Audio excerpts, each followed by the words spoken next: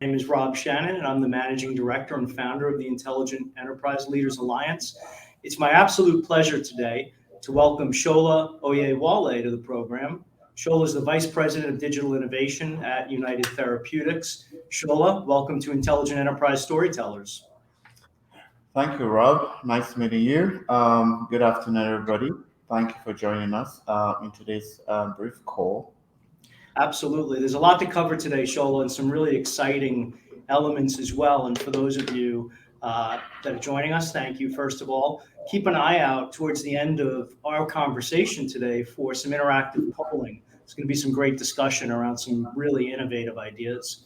But Shola, before we jump into some of these questions, I was hoping you could tell our viewers that aren't familiar with United Therapeutics just a little bit about the organization. United Therapeutics is a 27-year-old publicly traded company formed by Martin Rothblatt, our CEO, formed primarily to find a cure for a very rare disease her daughter has called pulmonary hypertension. We've been marketing a portfolio of drugs for this disease the last 20 years. And the ultimate cure for the disease is a transplanted set of organs, the heart and sometimes the lungs. And right now, our focus as a company is to be able to manufacture transplantable lungs and organs of all kinds, which is our main focus and our strategy today. Thank you for sharing that, Shola. That's some great and very important work, obviously. One of the first questions that I had for you was, and you and I have talked about this in the past, you started your career out at United Therapeutics as a CIO, where you've self-described being involved more in a nuts and bolts capacity within the organization. And you've now transitioned into a role of VP of Digital Innovation. I was hoping you can talk to our viewers a little bit about what that transition was like. Um, it was tough. There's no way I'm going to say it was easy at all. As CIO, and I was CIO for the first 19 years at United Therapeutics. I've worked here for 24 years. So my first stint at UT was running IT leader. IT is plugged into everything. Your priority is to ensure the ship sails. It works 24/7. You're always on call. You have to be careful about what solutions you roll out.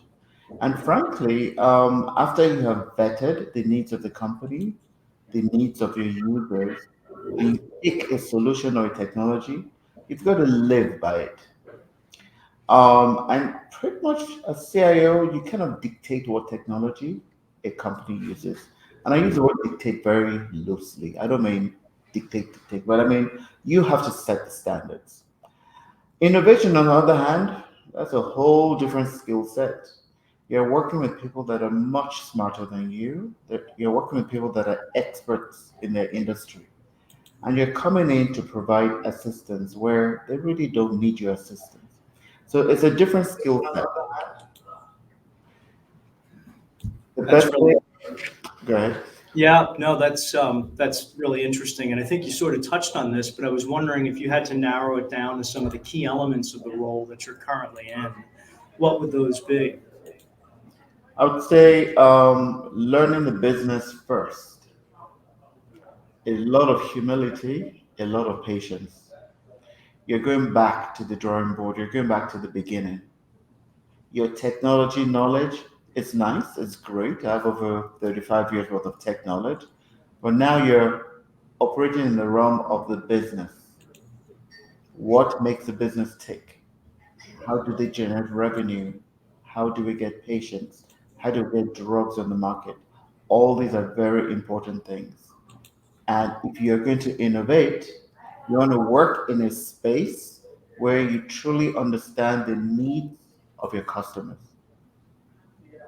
One of the nice things about storytellers, and thank you for sharing that, is we have a lot of people that tune in to learn from leaders like yourself and others that we've had on the program who are aspiring themselves to move up within their respective organization.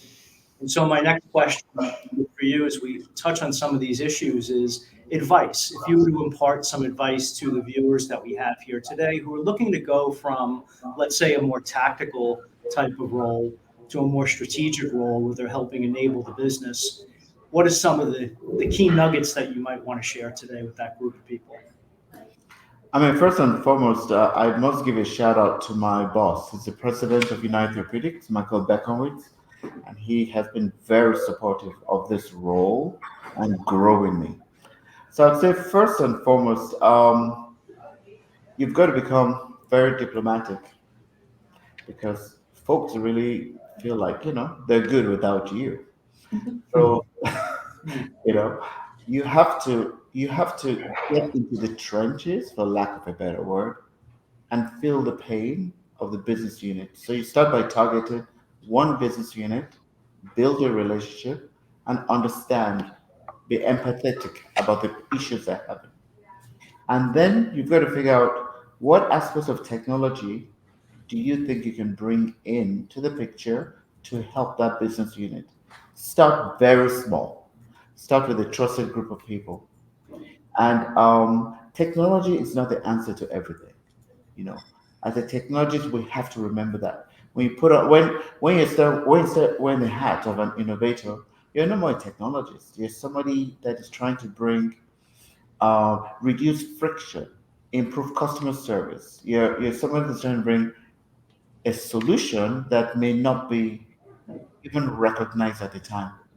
So I'd say the first skill is diplomacy and a lot of patience. Definitely serve anyone well in any role. You talk about technology and innovation, and that's the next sort of section that I really wanted to address with you is around the spirit of experimentation and innovation. But I really like what you said that innovation doesn't really just have to be about technology. And so when you and I have talked in the past, you've talked a lot about the importance of experimentation and how you're really not innovating unless you're experimenting and in some cases failing along the way. I think it's such an important concept. I was hoping you could spend some time with us today talking more about that. I am always experimenting. Anybody that knows me very well will tell you I'm always trying things. Experimentation is a low cost way of trying something out. If you walk into a room with a solution already baked, you're in trouble. It will not be adopted, it will fail. What you do by experimenting is you're building a relationship with whom you're trying to help. You're trying low, I call it low fidelity prototypes. You're like, does this work? You're trying a little bit at a time, testing each one, testing each one. And because you're experimenting, you're giving yourself as well as your clients the opportunity to pivot, to improve on their idea. I employ design thinking in almost everything I do. And design thinking is that continuous learning, that iterative thing. I am always experimenting. I am never going full blown, oh, we're going to do this. No, let's try this. With AI, generative AI now, we've tried four different models, all little proofs of concept. Experimentation is key, I believe, to build that kind of trust and also educate both yourself as well as your customers. A lot of really useful knowledge that you've just imparted. And sort of as you're speaking, one of the things that's come to mind is in today's day and age, so many people want the quick fix. And a lot of what you were just referring to is iterative, small incremental improvements, maybe having to go back and restart. I imagine that might create some cultural challenges within the organization or within the teams that you work with. How have you managed to deal with that and help instill this culture that you just so eloquently described? I would say that is why I adopt experimentation because experimentation shows the customer what they're going to get. They're already involved in the problem solving. They see the light at the end of the tunnel, right? And frankly, I wouldn't get involved in a customer that has a mission critical business and probably don't, they probably don't have the time to iterate through experimentation. I'm very careful about what project I try to introduce within the company business unit. So I would say experimentation encourages your business partner to stay committed because they can see the iterative process, they can see the improvement every time you're engaging them. Thank you for sharing that. Uh, One of the things that really jumped out at me when we met for the very first time was in talking about this spirit of innovation and experimentation. You talked about the concept of a shark tank within the United Therapeutics organization. And quite frankly, most of us, if not all of us that are participating here today, are familiar with the television show, and probably have some vague concept of how you might be applying that. But I really would like for you, if you can, to share with the community that we have participating today some more details around that Shark Tank that you've spearheaded internally at UT. Oh, thank you. So we call it the big idea. And the big idea is a competition limited only to United Therapeutics employees. And what we're trying to do is we're trying to democratize ideation. Remember, this is a very, very innovative company. We're pushing the edges of drug development. We're manufacturing organs. We're doing all these fantastic things. However, I'd like to give every employee an opportunity, to have their idea seen, heard, voted on. And we set up a portal by a company called Agorize and encourage folks to contribute ideas. The requirements were as follows. The idea could be on practically almost anything. It could be around the business, it could be around R&D, it could be about even improving the employee experience. And the four major categories. And everybody that participated would post an idea and probably a high level sketch of how to implement the idea. And we'd leave this idea to sit on the board, the portal, for a few months, and all employees have visibility and they vote on the ideas. So the ideas with the highest votes, plus the judgment of a steering committee, we round the highest ideas to the top five. The top five ideators now present their ideas to the shark. The sharks comprise board members and some senior leaders in the company. The winning idea gets $100,000 to develop a working prototype of the idea. Now, as an employee, you get the $100,000, but you have $100,000 budget to develop your idea. Even if your idea is going to cost $100 million, the point is, can you develop a low fidelity prototype of your idea? And that gets re-presented again to the business. And if it is something the company wants to adopt, then we will. We've had numerous ideas come out of the Shark Tank. We've had about four ideas so far. We've filed two patents on two ideas. And this is probably one of our greatest employee engagement services programs we've had in a while. That's amazing. I can imagine people getting so excited about that. Not to mention the type of corporate culture that that creates, where a company is supporting its employees in that way, particularly given the important work that United Therapeutics is doing. To the extent you can, if we can just maybe dive right back into that Shark Tank for a minute, to the extent you can share, because I'm sure there's a lot of proprietary, whether it be technology or innovations, perhaps something with our viewers that might be more tangible that was developed through this. Are there anything that you can share with us? Because I find that concept so interesting. Yes, one of our employees who was a nurse and had catered to, she was a specialist nurse, and her specialization was pulmonary hypertension. She had anecdotal information, anecdotal experience about relieving pain during therapy. And she came up with a very, very simple accessory, something called, it's a kind of plastic thing you throw into your beer cooler to cool your beer. Apparently, if you laid that ring a part of your body where the needle goes in, it relieves the pain. Hmm. Very low tech, very simple, great idea. And one, we also had another group of biomedical medical engineers that invented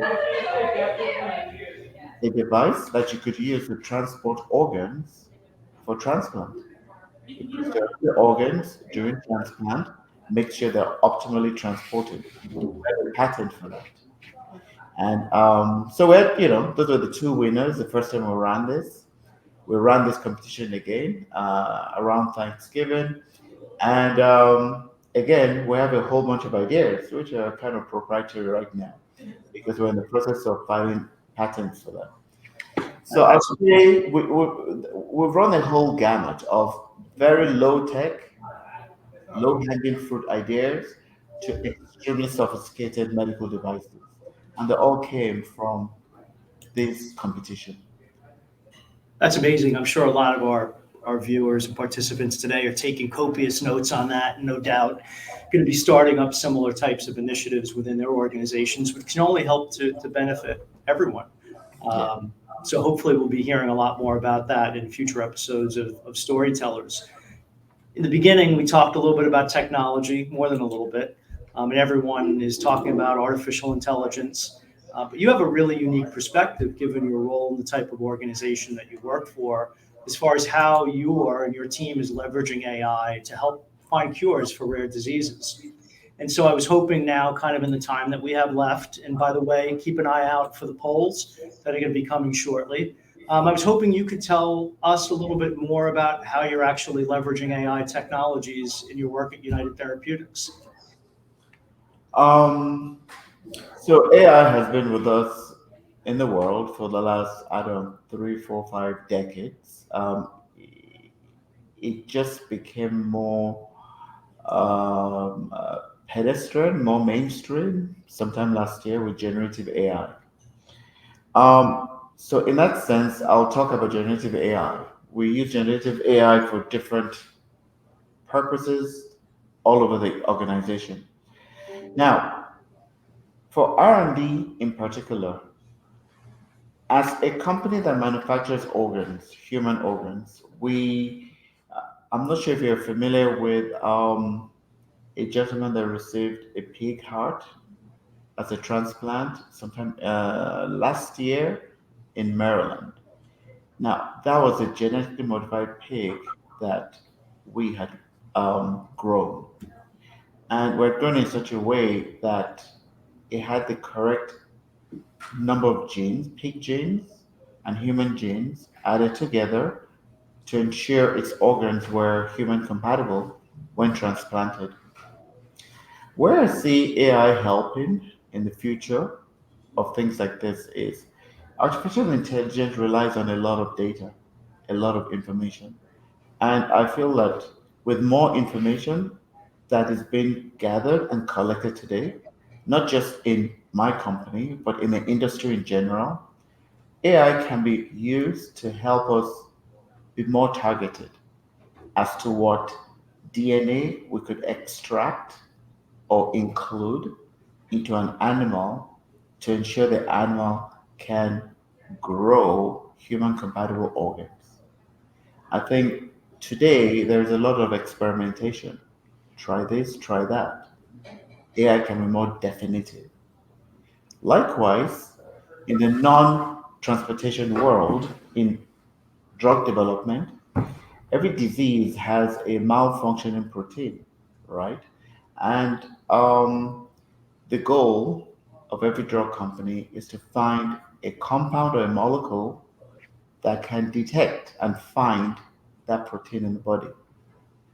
All these can be done with artificial intelligence if you can revert the molecules and the compounds to mathematical numbers, the disease protein to mathematical numbers. And then you leverage AI in general to do a match and say, okay, molecule A will attack to protein B and shut down the disease.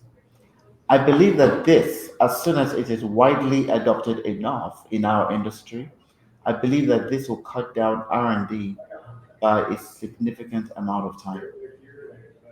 These are the ways that I see AI helping and helping accelerate drug development in the biotech space. It's a really interesting case study, and so many questions come to mind. And again, I know we've just posted the poll, so please take some time and fill that out. While our community is working on those poll questions, Shola, you mentioned data, or at least I'm curious about the data to inform the models that you're currently using to the extent you can, and we have some time left. Can you maybe talk about the beginning of that journey as you're doing the generative AI and running those models? What can you tell our viewers that are involved or interested in maybe starting their own types of generative AI programs like this at biotech and life sciences companies about the data? Well, so that therein lies a challenge, right? Because for any good AI model, you need data management, and I'm not going to say that that's an easy thing to figure out. I would say at the very onset, we collect every form of data we can. All our devices that are used to perfuse your organs, we collect data. We collect pure text. We collect data from all the machines because the expectation is at some point when you take a look back at everything holistically, the AI might be able to determine and predict trends to help guide the kind of research you should be doing, to help guide protocols you design for clinical trials. Okay, so I don't have a scientific or a structured way to advise you on how to collect data or where. I'd say in anything you embark on, try to collect every form of data you possibly can. It is easy to delete the data down the road. It is hard to build an analysis if you did not collect data to begin with.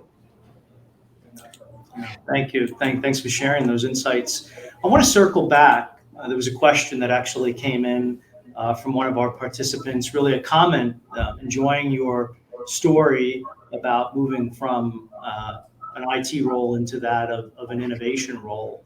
And I want to kind of go back to that. You've been in the organization for uh, 20 years plus. You've worked with a lot of teams and a lot of individuals. I know you provided some advice and guidance, but maybe let's take it from another standpoint.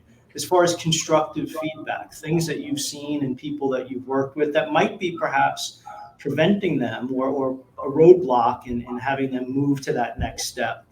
How would you coach and counsel folks that might be in that type of position where they desperately want to get out of their current role?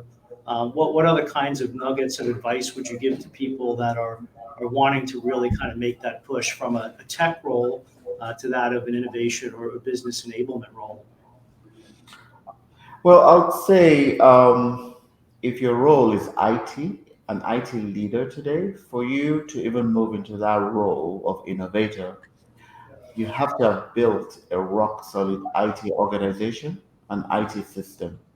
There's no way an organization can begin to trust you if you don't already have that as your background. So, first and foremost, everything needs to be in order. You should be able to live IT, hand it over properly to another group. And then your organization will also need a very good mentor. Like I told you, my president is my mentor. He encourages me. He opens the doors for me. You need people that believe in innovation. Um, with that being said, you have a lot of homework to do. As an IT leader, you kind of determine what things were wrong at your own pace to help the business. But as an ideator, you're now a partner. You're now leading from behind, not from. the front, and you're leading, and and you need to build enough trust that they're willing to listen to you. And remember, they don't have to listen to you anymore. You're no more CIO. You're just an ordinary person at this point. So I would say learn the business, find a business unit that you think could do with some novelty, some new stuff, not for the sake of it, but to see where they can optimize things. Partner with them, walk in their shadow, walk in their steps, go through the pain they are suffering, recognize the pain, and then see if you can find a fidelity proof of concept project that can help alleviate that suffering. And that's why I use the word experiment. Say, hey, can we try this? Can we try that? And each time improve on every version of the proof of concept that you have. So again, you're no more leading IT, you're now leading from behind. Build trust, learn the business, and do small experimentations. And the most important is to get support. Well, thank you. That's great advice, not only again for people that are looking to be mentored, but there are a number of people on our attendee list here today that are very senior within their organizations. And I think that's excellent advice for those folks that might be looking to mentor other individuals in their team. So thanks again for sharing that. Shola, we have about 4 minutes left in our time allotted. And I know that there was, sort of an issue that you wanted to dive into around open source R&D and funding. I thought maybe you can talk a little bit about that and maybe pose that question to our viewers here today. Okay. Yeah. So I've always wondered if it would be helpful if in my industry there was an open source concept where pharmaceutical companies can get together and kind of share data, such as, and of course, financed heavily by the government. And we've seen this work before. Remember, during COVID, there was a race for a cure. You had a whole bunch of companies with government funding, begin to iterate till they developed a few vaccines. I was hoping we could use that same experience, right? We could use that same experience to expand on drug development. And I told you earlier, I said the future of R&D is going to be mathematical.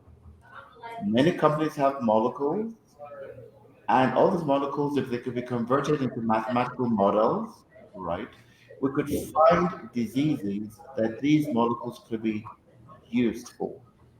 So rather than company A having just 11 molecules, company B having 200, well, we're saying let's mix it all together into an open source consortium and see what molecules, maybe a combination of A and B, can be used for what diseases. United Therapeutics operates in a rare disease space. That means there are less than 100,000 patients with this disease. It's fraught with risk. It is it's just a very risky business to be in. So could we balance that out by other companies, targeting small populations, but with a mix of molecules? It's not super well thought out, but that's where my thinking is. The future might be in accelerating drug development. That's an interesting perspective, and I'm sure that's on the minds of some of our other viewers as well. And as someone who's more of a layperson in the life sciences field, what it tells me is there's hope in getting groups and consortia together to work on some of these diseases, not just rare diseases. And I think that's outstanding to be able to just be making that kind of progress. There was another question that came in here just a few minutes ago, Shola, and I know we have about a minute or two left. So the question was, how do you instill innovation down to the individual and team level at United Therapeutics? Innovation is in our DNA, and what I do is by running the Shark Tank and extracting that from everyone in the company to say, okay, I know innovation runs in your blood. This portal, this program is to encourage you to share. So where we democratize ideation and product building by inviting every person in the company to innovate. Innovate in whatever skill sets you have, innovate in whatever space you have. Everybody has an idea. And the whole point of the program is to draw that out. Thank you, Shola.